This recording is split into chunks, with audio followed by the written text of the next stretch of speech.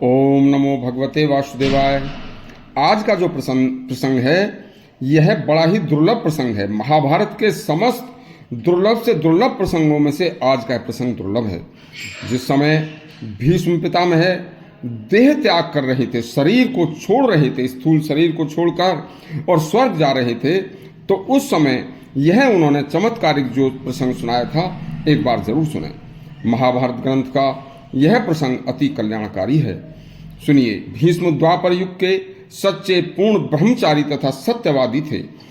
उन्होंने अपने पिता शांतनु के लिए अपना एक ऐसा प्रण किया कि जैसे प्रण को केवल देवता ही निभा सकते हैं, मनुष्य तो दुर्लभ ही होंगे। उन्होंने देह त्याग के समय जो कहा उसे स्वयं भगवान कृष्ण व स्वर्ग से देव ऋषि नारद भी आकर सुन रहे थे। उन्होंने वेदों को सारे संसार का एक संविधान बताया था कि वेद ही संविधान है। वेद के संविधान के तहत यदि किसी भी देश का संविधान होगा तो वहां पर कभी कोई कष्ट नहीं होगा। और कहा कि जहां वेद विरुद्ध कार्य होंगे वहां सर्वनाश स्वयं नारायण भी नहीं रोक पाएंगे। देखिए, जहां वेद के अनुसार जीवन चक्र होगा वहां साक्षात स्वर्ग जैसा माहौल होगा। संसार के जीवन चक्र को चलाने के लिए वेद पढ़ो, अपनी संतान को वेद पढ़ाओ, कन्याओं को और लड़कों को विद्या का गुरुकुल अलग अलग होना चाहिए। कन्याओं को विदुषी कन्या, विद्वान कन्या ही शिक्षा दें और लड़कों को विद्वान धर्मात्मा पवित्र पंडित आचार्य ही शिक्षा ग्रहण कराएं। दोनों व्यवस्था कम से कम कन्या और लड़कों की कम से कम एक कोस वरना तो 3 कोस की दूरी पर हों। पुत्र युधिष्ठिर, यह जिम्मा तुम्हारे कंधों पर छोड़ रहा हूं। कहीं भी वेद विरुद्ध कहीं कार्य मत होने देना। वेद कल्याण के मार्ग हैं। स्वयं भगवान साक्षात नारायण जो आज मेरे सम्मुख खड़े हैं, यह कृष्ण भी संदीपनी मुनि के आश्रम से दीक्षित हैं। इन्होंने भी वेदों को पढ़ा है।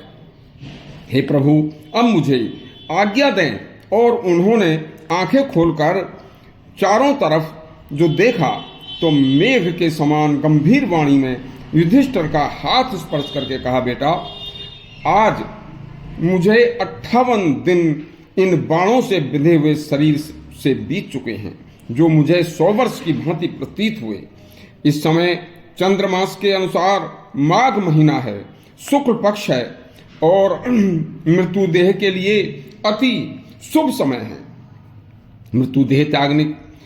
मृत्यु के लिए देह त्यागने के लिए शुभ समय है। मुझे जाने की आज्ञा दो और तुम कभी धर्म को न छोड़ना।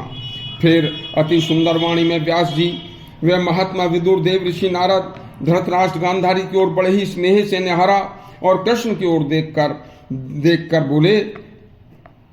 वह देख ही रहे थे कि अचानक स्वर्ग से वायु मार्ग से उनकी माता गंगा वहां प्रकट हो गई। बस माता को देखकर भीष्म व मां गंगा की आंखें नम हो गईं।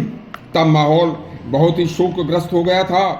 फिर भीष्म ने माता को देखकर प्रसन्नता पूर्वक श्री कृष्ण से कहा, हे देवों के देव, हे 3 पग से समस्त तीनों लोकों को नापने वाले भगवान वामन, हे शंख चक्र गदा धारी प्रभु वासुदेव, हे कृष्ण, हे पुरुषोत्तम, पुरुषों में उत्तम प्रभु, मेरा प्रणाम स्वीकार कर मुझे देह त्याग की आज्ञा दें। बस एक प्रकाश पुंज कृष्ण के हृदय से भीष्म की तरफ गया और तब माता गंगा ने उन्हें बाणों सहित अपने हाथों पर उठा लिया और उन्होंने जैसे ही प्राणवायु को रोककर ब्रह्मांड में अपने प्राणों को स्थिर किया, तो जैसे ही शरीर के एक एक रोम से उनके प्राण निकल रहे थे, ऐसे ही शरीर से एक एक तीर निकलकर नीचे गिर रहा था और उनका वह घाव भी तुरंत भर जाता था, शरीर साफ हो जाता था।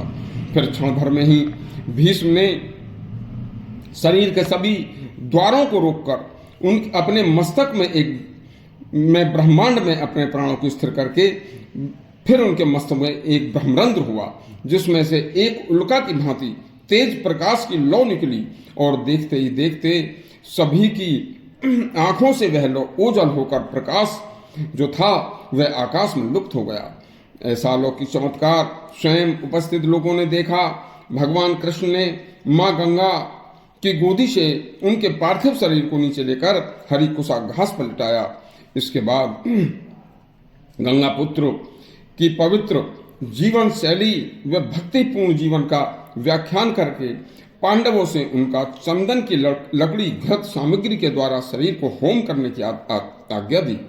तब पुत्र को मुखाग्नि देने के बाद माता गंगा अदृश्य हो गई और पांडवों ने विधि विधान से उनका अंतिम संस्कार करके उनके बताए रास्ते पर चलने का प्रण लिया।